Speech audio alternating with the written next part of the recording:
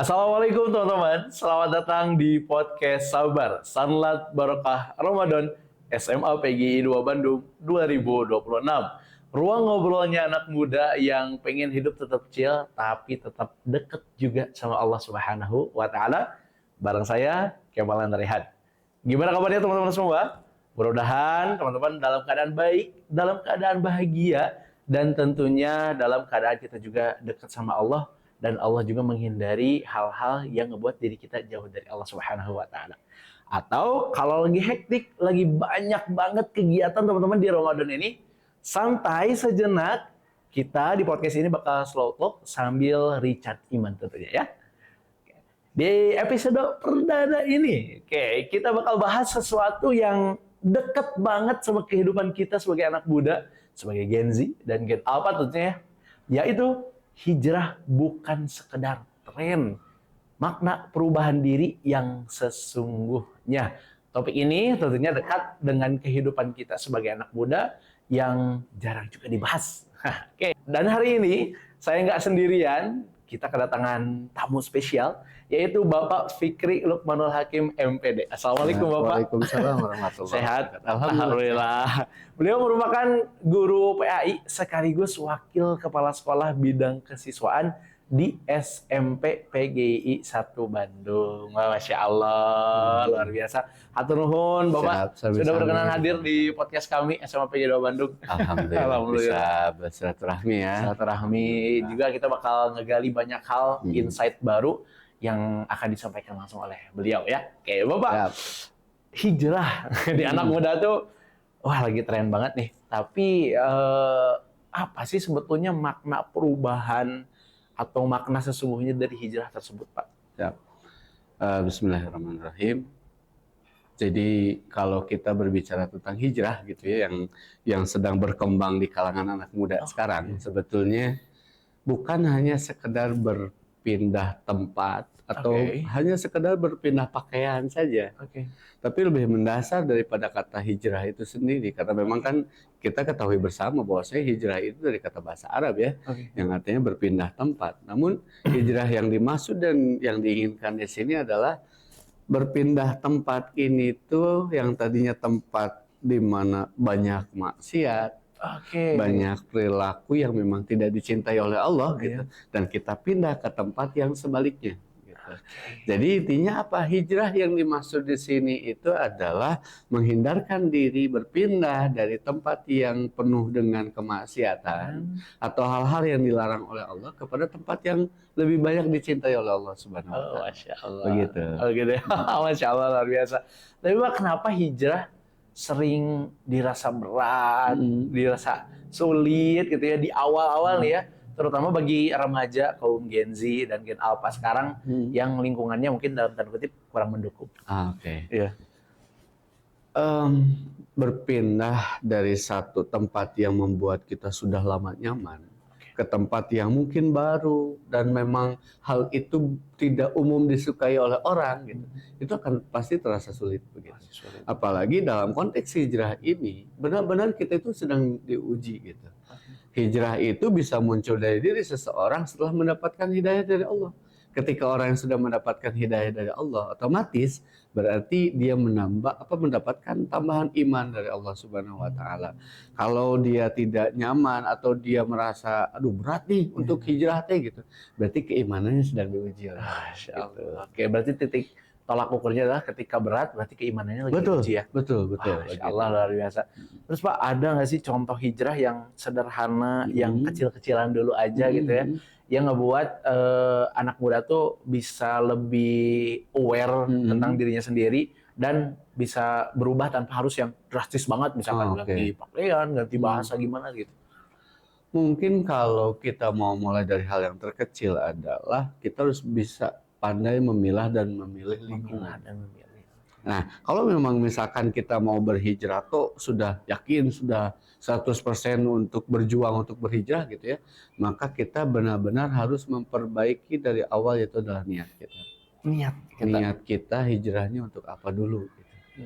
Kalau kata Rasulullah kan kalau niat kita hijrahnya untuk dunia atau mungkin untuk seseorang gitu, maka Allah akan memberikan itu. Tapi kalau kita hijrahnya karena Allah, pasti kasih sayang Allah akan bersama dengan kita. Nah, dalam konteks ini, jadi kalau kita mau berhijrah, hal yang terkecil harus kita perbaiki adalah niatnya. Yang keduanya dimulai dari hal-hal yang dilakukan sehari-hari. Yang utama adalah sholat.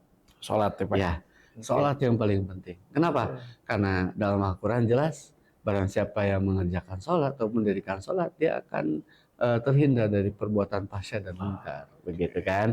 Nah, dari yang terkecil aja dulu. Sholat yang mana yang harus kita perbaiki? Sholat 5 waktu, begitu. Yang utama ya Pak? Betul, itu yang paling utama dan itu yang pertama kali akan dihisab oleh Allah kan di akhirat nanti.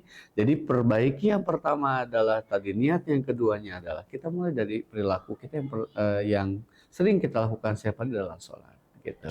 Sholat dulu, sholat 5 waktunya tepat waktu dulu. Kalau memang belum bisa ke masjid, kalau sudah terbiasa tepat waktu, coba gerakan lagi hijrahnya untuk ke masjid dan sebagainya gitu. Jadi sedikit demi sedikit. Karena kata Rasulullah, amal yang paling dicintai oleh Allah itu adalah amal yang istiqomah gitu. Bukan yang sekali dilakukan besar gitu, enggak, tapi yang kecil tapi istiqomah gitu. Apalagi kalau hal besar dilakukan dengan istiqomah itu lebih luar biasa begitu. Step by step ya Pak, nggak ada yang instan semuanya. Nggak ada yang instan. Oh, Insya Allah luar biasa. Terus Pak, kan masalah Gen Z ini adalah di konsistensi. Betul. Dari keistiqomahan tadi. Gimana sih Pak biar kita bisa ngejaga konsisten kita untuk berhijrah? Nggak cuma semangat doang nih di awal, tapi terus di tengah, apalagi di akhir gitu. Gimana Pak? Betul. Tadi memang kan sesuai yang disampaikan sebelumnya gitu ya, pasti dalam mempertahankan hijrah atau keimanan itu pasti ada ujian dong. Nah, salah satu faktor yang bisa mendukung untuk keistiqomahan atau konsistensi tadi adalah lingkungan. Lingkungan. Betul. Lagi ya, Lingkungannya harus mendukung. Maka dari itu kita harus pandai-pandai mencari teman ataupun lingkungan yang mendukung proses hijrah kita itu sendiri gitu. Sekiranya misalkan sini tempat ini agak kurang mendukung nih, saya ketika masuk ke sini malah agak nyerempet lagi ke maksiat nih, maka luruskan lagi, kembali lagi ke lingkungan yang memang bisa mensupport itu gitu. Pasti semuanya dimulai dari rumah dong. Nah, itu banget ya Pak. Jadi kalau mau berhijrah, setidaknya orang rumah itu harus mendukung. Jadi kalau mau berhijrah dan mengajak orang untuk hijrah, dimulai dari rumah dulu itu semuanya. Ya gitu sih, salah satu faktornya adalah ya tadi lingkungan harus mendukung hal itu gitu. Dan kata Al-Qur'an jelas, ketika kita sedang diuji oleh Allah itu jangan merasa Allah meninggalkan kita. Justru disitulah Allah sedang menguji kita dan rahmat Allah itu sudah Allah persiapkan kalau kita mau melewati ujian itu. Kalau proses hijrah itu bisa kita lewati dengan penuh keikhlasan, kesabaran, maka kasih sayang Allah itu yang sudah luar biasa sudah menanti di depan. Nah, begitu. Jadi jangan merasa kalau kadang kan kalau lingkungan yang satu misalkan udah membentuk diri kita dengan penuh kemaksiatan dan kita keluar, yang ada kita kadang dijauhi. Ya, betul nggak sih? Nah, kita dijauhi kan gitu ya. Tapi ya dengan cara itulah mungkin rahmat dan kasih sayang Allah itu Allah tunjukkan khusus bagi kita orang-orang terpilih, bagi orang-orang yang mau berhijrah. Oke, orang-orang terpilih, ingat ya teman-teman semua. Betul. Tapi Pak, terkait support system nih, tadi Bapak bilang ya kita butuh banget lingkungan yang support sama hijrah kita. Ada banyak bahkan ya, ada yang berbicara Gen Z mah cuma ikut-ikutan hijrah ini, hijrah itu, ikut-ikutan, tapi nggak istiqomah gitu. Salah nggak sih Pak kalau misalkan awal kita hijrah tapi ngikutin teman dulu? Oke. Hidayah Allah itu bisa datang dari mana saja. Boleh jadi mungkin dari keluarga, boleh jadi dari teman, atau bahkan dari hal-hal yang kadang kita nggak ngeh gitu. Allah teh sedang ngasih hidayah ke kita, tapi kita ngehnya itu setelah oh iya ya tadi teh ada kejadian seperti ini dan sebagainya. Maka dalam konteks hijrah yang kita ngikut teman itu nggak apa-apa. Nggak apa-apa. Yang penting apa? Yang penting temennya itu ngajakin hijrahnya yang benar. Jangan pindah ke satu tempat yang banyak maksiatnya, kita pindah ke tempat yang maksiatnya baru kecil gitu, sama aja bohong dong gitu kan. Nah, jadi kalau kita ngikut teman untuk berhijrah dalam konteks kebaikan, it's okay, nggak apa-apa kita ikut-ikut dulu. Tapi kalau kita sudah menjalankan proses hijrah itu, sudah mengetahui nikmatnya hijrah itu seperti apa, jangan lupa balikin lagi kepada yang pertama tadi, lurusin lagi niatnya. Kalau awalnya cuma ngikut-ikut, masa iya mau ikut-ikut terus kan? Ya, Nah, jadi memang kalau memang sudah istiqomah dan lingkungan sudah mendukung, maka kembalikan niatnya hanya karena Allah. Hanya Begitu. karena Allah, semuanya Betul. karena Allah ya Pak ya. Mm-mm. Lalu Pak, ya kita tidak bisa menafikan ya, Betul. banyak sekali teman ataupun lingkungan kita, ada aja orang yang suka judgement gitu, ada aja orang yang suka meremehkan. Gimana sih Pak cara menghadapi orang-orang yang suka meremehkan, bahkan ngejudging kita tuh kayak, hijrah unggul gitu. Pasti ada sih Kang ya, Pasti karena memang apa ya, suatu kebaikan itu kadang dinilai tidak baik oleh manusia gitu. Atau terkadang suatu kejelekan itu bernilai baik di mata manusia gitu. Tergantung kepada manusia ini ingin melihat dari aspek ataupun sudut yang mana gitu. Kalau dari sudut orang yang beriman, ketika orang yang berhijrah, maka dia akan mendukung gitu. Nah, Oke. sebaliknya kalau orang menilai kita, si eta mah palingnya besok lusa juga dia balik lagi ke circle kita gitu ya. Itu wajar karena mungkin mereka keimanannya udah beda level dengan kita gitu. Bukan berarti kita harus sombong ya. Iya. Nah, cara kita menghadapi orang seperti itu bagaimana? Simple, senyumin aja. Senyumin Nah, aja. gitu. Oke. Cukup disenyumin aja gitu. Karena memang jelas di dalam Al-Qur'an kan ketika kita bertemu dengan orang-orang yang bodoh dalam tanda kutip keimanannya lemah gitu ya, cukup senyumin. Yang keduanya adalah ucapan yang benar, ucapan yang menenangkan hati. Jangan justru kita membalasnya gitu. Nah, momentum ketika misalkan kita dihujat, dihina dan sebagainya, kalaulah kita membalasnya dengan sesuatu yang tidak baik, maka itu yang disukai oleh setan dan itu yang diinginkan oleh teman-teman kita gitu. Nah, itu kan jadi jebakan sendiri bagi kita gitu ya. Kalau misalkan si eta mau, tapi kita dengan respon yang yang keras juga dan sebagainya, atau kita bahkan menghinakan dirinya gitu. Masa iya orang hijrah kayak gitu. Nah, kan itu balik lagi ke kita gitu ya. Al-Qur'an sudah jelas mengajarkan kepada kita qaulu salaman, ucapkan ataupun berikan contoh yang menenangkan. Mau dia mau kayak gimana, senyumin aja. Toh kita punya Allah gitu aja. Titik kuncinya, toh kita punya Allah ya Pak ya. Masya Allah, Betul. luar biasa. Lalu ini terkait sikap dan perilaku. Kan kita berpindah dari sesuatu yang buruk ke sesuatu yang baik itu tidak mudah. Betul. Bahkan prosesnya juga panjang. Pak, menurut Bapak, wajar nggak sih kalau kita udah hijrah, kita udah ada di posisi yang lingkungan yang baik, dengan kehidupan yang baru gitu, kita membuka lembaran baru, tapi masih ada keburukan, masih ada kejelekan yang kita lakukan. Wajar nggak sih Pak itu? Itu adalah hal yang sangat wajar bagi kita seorang manusia gitu. Karena memang Rasulullah kan jelas yang menjelaskan kepada kita, manusia itu tempatnya salah dan lupa. Ketika kita misalkan sudah istiqomah menjalankan hijrah kita, maka bukan berarti tidak akan ada godaan maksiat yang tidak akan mendatangi kita. Justru semakin besar keimanan kita, semakin tinggi juga ujian dari Allah Subhanahu wa taala begitu.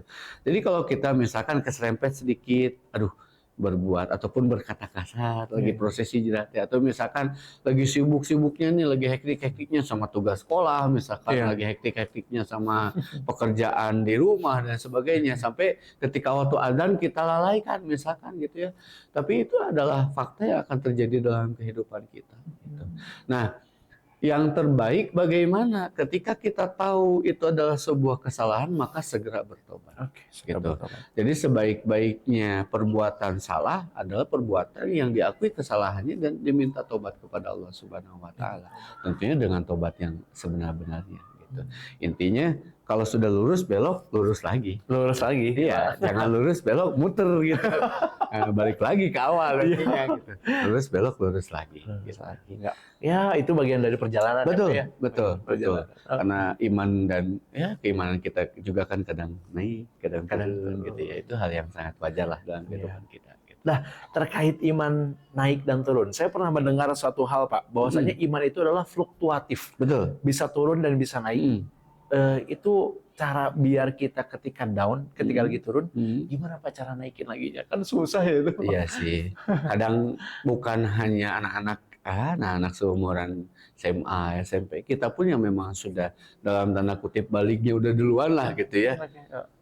Keimanan dan keimanan kita kadang turun. Jadi balikin lagi. Intinya apa? Intinya kita itu beriman kepada Allah. Maka jangan lupa libatkan setiap aktivitas kita itu ada Allah. Mau aktivitas kita dari bangun tidur sampai tidur lagi, dari kecil kita sudah dididik sebetulnya orang tua kita. Bangun tidur baca doa. Betul kan? Kemudian mau minum kita baca doa dan lain sebagainya. Doa di situ bukan hanya sekedar kita memohon sesuatu kepada Allah, tapi orang tua kita itu mengajarkan setiap doa yang kita ucapkan berarti aktivitas yang kita lakukan itu jangan lepas dari Allah. Gitu. Nah, kalau setiap aktivitas kita udah nggak lepas dari Allah, maka tidak akan ada tempat, ruang, waktu dimanapun dan kapanpun kita untuk berbuat maksiat. Intinya apa? Kita merasa dilihat sama Allah.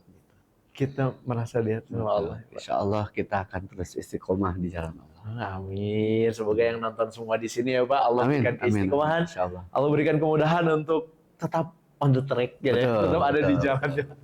Lalu Pak, kita kan udah tadi bahas banyak tentang hijrah, bahkan teman-teman yang nonton di sini juga dalam proses hijrah semuanya. Tapi kadang kita mempertanyakan, hijrah ini udah bermakna belum ya? Apakah hijrah ini udah diterima sama Allah? Itu gimana Pak? Kalau kita menarik kepada hadis yang diucapkan ataupun hadis dari Rasulullah gitu ya, dalam hadis Arba'in, hadis ke pertama kalau tidak salah gitu, tentang iman, Islam dan ihsan gitu ya. Bukti dari keimanan dan Islam kita itu adalah ihsan, alias kalau kita mau melihat hijrah kita itu udah benar atau belum, terlihat ataupun terpancar dari sikap kita kepada sesama manusia ataupun kepada Allah. Kalau sikap kita yang sudah merasa bahwasanya kita dilihat Allah, ataupun yang aktivitas yang kita lakukan sudah karena Allah, berarti itu hijrah yang sudah bermakna.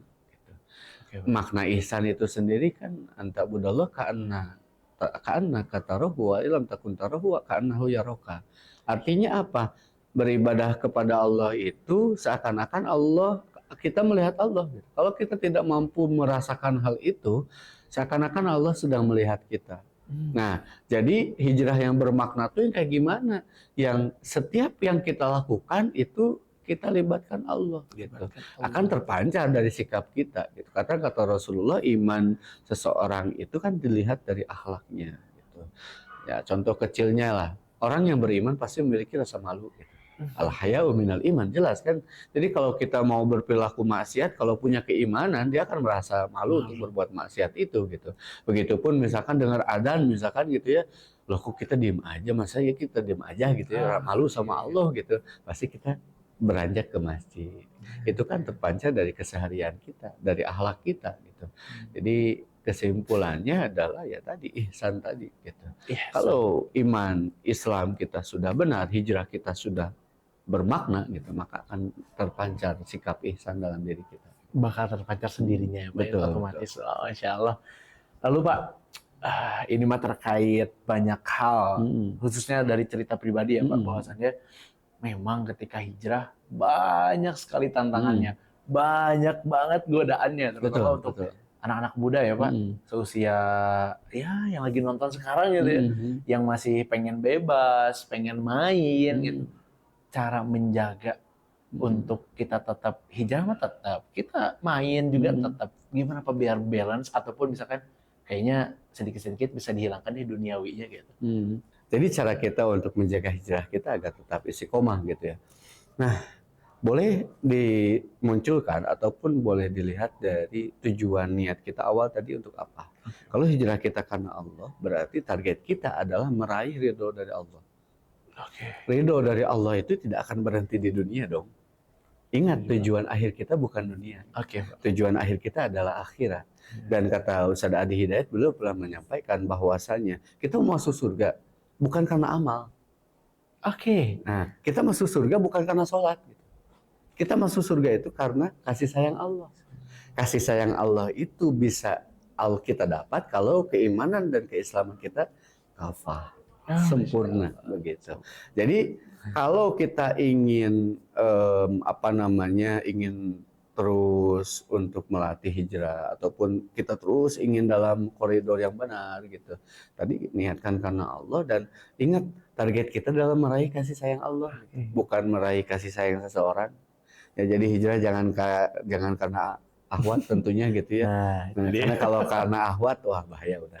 Gitu ya. Karena kalau karena ahwat bahaya. Kenapa bahayanya? Manusia tempatnya untuk memberikan sebuah kekecewaan. Yang tidak akan pernah memberikan kekecewaan adalah Allah. Udah Allah aja. Gitu. Jadi intinya apa? Intinya target kita adalah meraih kasih sayang Allah untuk mendapatkan kebahagiaan di akhirat gitu. Orientasinya udah akhirat deh. Gitu. Orientasinya bukan cuma dunia aja ya, Pak. Betul. Masya Allah. Baik Pak. Pesan terakhir untuk para Gen Z, untuk para Gen Alpha, biar tetap hijrahnya istiqomah. Bahkan yang dalam tanda kutip belum ada niatan hijrah, setelah nonton ini jadi hijrah. Bangga Bapak. Kameranya itu ya? Iya boleh. Baik, kepada Gen Z ataupun Gen Alpha ya sekarang ya. Iya. Baik, hijrah itu sulit kalau kita tidak mau mencoba. Jadi coba dulu, kalau kita sudah tahu hijrah itu nikmat, maka kita tidak akan bisa untuk meninggalkan hijrah itu. Kalau kita sudah suka sama seseorang, otomatis akan terbayang terus dong. Maka jangan lupa cinta kita kepada Allah itu yang paling utama. Cintai Allah, maka Allah akan mencintaimu. Dan bahkan bukan hanya mencintaimu, kita akan bahagia di dunia maupun di akhirat. Begitu. Masya Allah. Ini closing statement yang sangat luar biasa. Oke, kalau kita cinta sama Allah, Allah otomatis cinta sama kita juga. Pak ya, Masya Allah. Maka dari itu, yuk mulai dari sekarang, setelah nonton podcast ini, kita sama-sama buat nyari ridho Allah, nyari kasih sayang Allah, biar hidup kita bahagia ya. Amin, amin, amin. Bahagia kehidupan dunia dan akhirat. Oke, Masya Allah. Tidak terasa kita sudah berada di penghujung pembicaraan dan obrolan ini. Hatur nuhun sudah hadir di podcast SMA PGI 2 Bandung. Bapak-bapak sehat selalu. Amin, amin, amin. Mudah-mudahan bisa bersilaturahmi kembali. Insyaallah. Amin, amin. Oke, terima kasih teman-teman yang sudah menyaksikan podcast ini. Jangan lupa di like, di komen, dan juga di subscribe channel YouTube SMA PGI 2 Official. Dan jangan lupa, kalau teman-teman kepo dan pengen tahu aktivitas apa aja sih yang ada di SMA PGI 2 Bandung, boleh dong dikepoin Instagram kita, TikTok kita, YouTube kita, atau web kita di SMA PGI 2 Official. Banyak banget kegiatan yang bisa teman-teman tahu tentang sekolah kita SMA PGI 2 Bandung.